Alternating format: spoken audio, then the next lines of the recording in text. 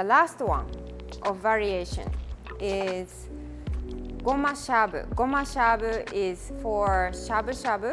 Shabu-shabu is a traditional Japanese dish that cooks the meat in a boiling water and dip in any kind of sauce you want and enjoy. You can use the seasoned dashi, and then you can also use the sesame dare, and then additionally add fresh grated ginger.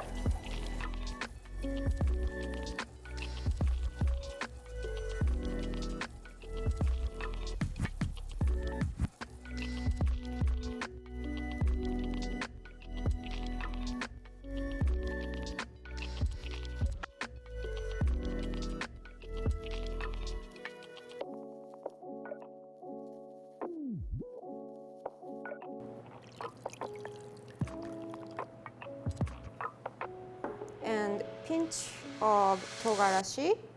It's really up to how hot you want to make. And whisk together. In the beginning, I would just dip the meat quickly and eat. And at the end of it, when it starts to get diluted, I'll just dip a little bit longer and enjoy it.